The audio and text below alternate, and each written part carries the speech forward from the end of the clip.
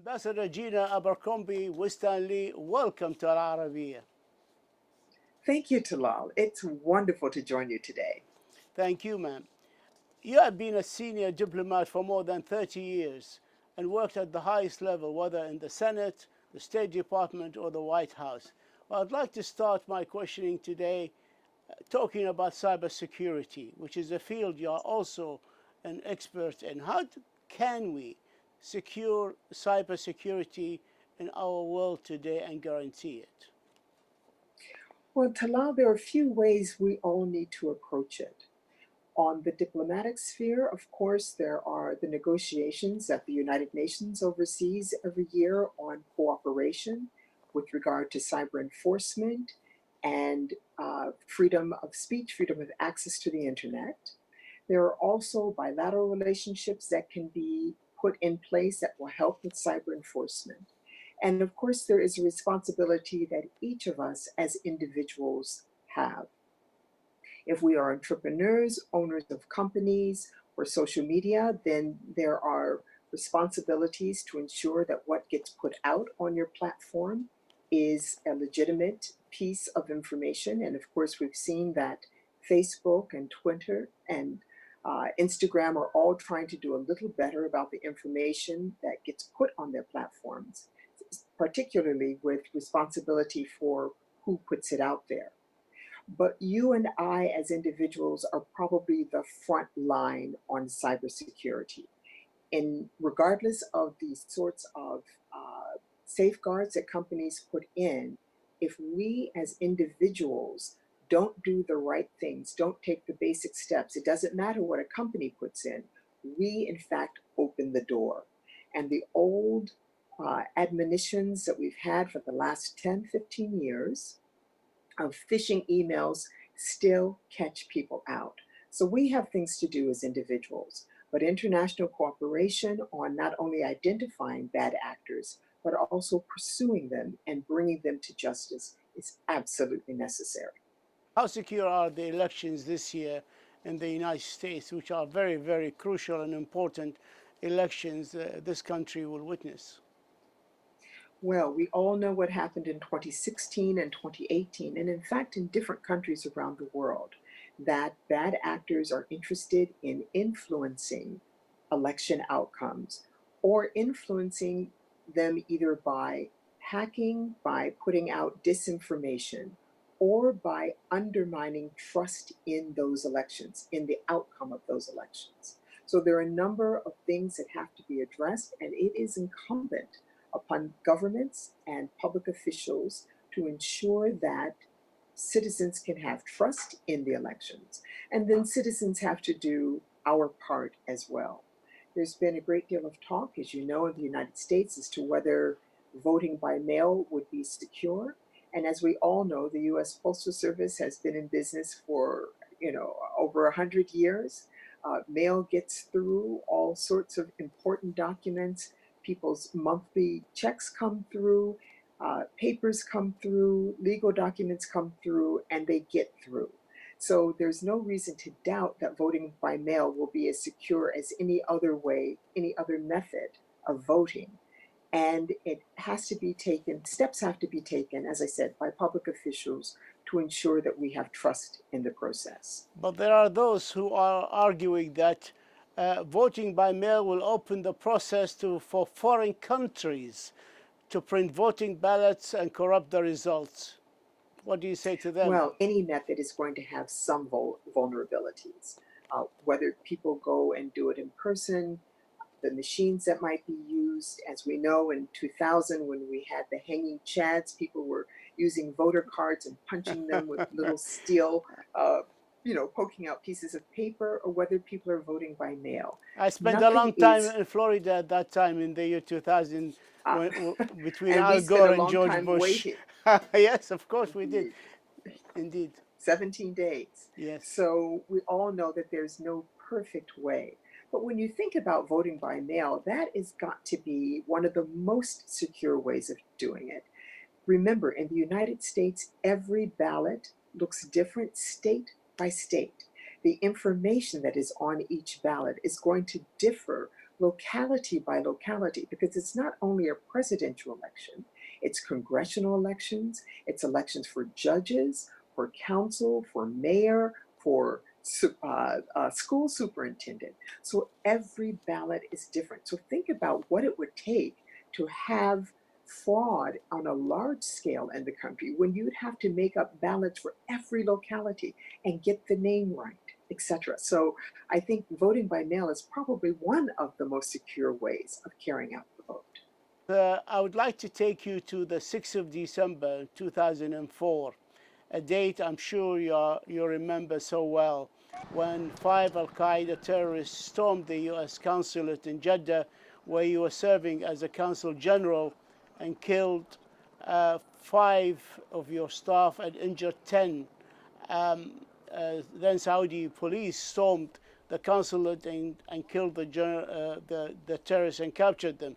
You were hailed at the time as a hero, and the White House honored you for what the administration described as showing courage under fire. How did that event in Saudi Arabia shaped your life and your future in years to come? Absolutely. Well, the first thing it did, of course, was bring up those life and death issues immediately. And working through the loss of friends and colleagues as a family unit. The whole consulate, of course, felt the trauma of that attack. But as a diplomat, we serve around the world. We know that every place that we're going is not going to be easy. It may not be safe at all times. And this was just a day in the life of a diplomat, in all honesty. Many of my colleagues around the world have gone through similar experiences. For me, it increased my interest and my passion for countering terrorism, because this scourge on people's lives around the world, particularly in the Middle East, increasingly in Africa and other parts of the world, devastates lives immediately. And it takes international cooperation to combat this. We need to identify the drivers of extremism and combat them at their source. And so it shifted my career quite decidedly, because after that is when I began to focus on counterterrorism cooperation, and whether it is how police, how law enforcement conducts themselves, including needing a strong respect for human rights.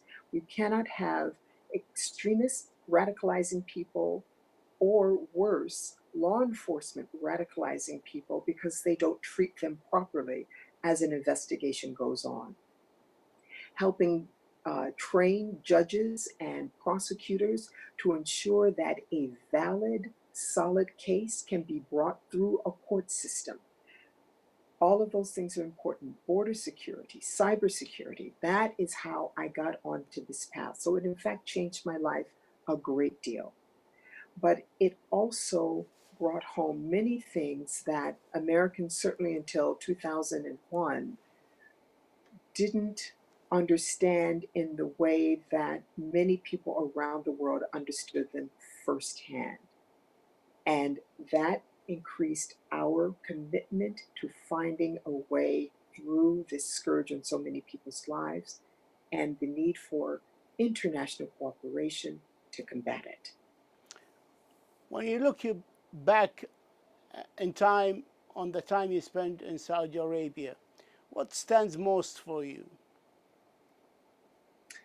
Ah, I would say the incredible kindness and welcome of people. And until I got there, I think I shared a uh, uh, impression, I think much of the world does, about the internal situation in Saudi Arabia, particularly with regard to Saudi women. Now, I know that many changes have been made in the last few years with women being allowed to drive, which they weren't while I was there. And there are many changes still to be made. Saudi women's access to the judicial system is a basic right that every citizen should have, and there are steps to be taken still in that area. But what I found was incredible intelligence and focus and energy and commitment to improving the lives of their fellow citizens, and women active in a wide range of life, whether they were businesswomen or teachers, doctors, dentists, running charities themselves. And all of this is largely invisible from outside of the country. And so that's what I learned by being there and working with Saudi women in the country.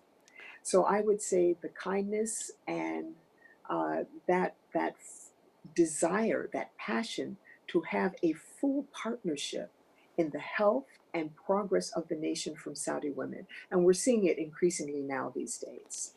As the Consul General in Jeddah and the head of mission there, you were the first woman to be head of mission in the Kingdom of Saudi Arabia. We congratulate you on making history, and and I would like to ask you also concerning not only the Gulf region but the Arab world in general, the Middle East region. Are we winning the war in terror? I think that winning may be the wrong way of describing it. It is going to be a process. As we know, terrorism has been around for hundreds of years. We know that it was a terrorist attack that started the First World War, if we recall our history in Europe. It has been out there. It is a method that has been seen to be successful in bringing attention to the grievances of different parties. So until we have got governments in position to recognize these grievances without people having to resort to violence, we are going to be dealing with this. So, as I said earlier, the point is to find a way of addressing these grievances at the source. And until we are able to do that somewhere around the world, we are going to be dealing with terrorist acts. I don't think there's another way around it. Ambassador Gina Abercrombie-Winstanley, thank you for this interview and thank you for your insight. أشكرك. أشكرك جزيل الشكر.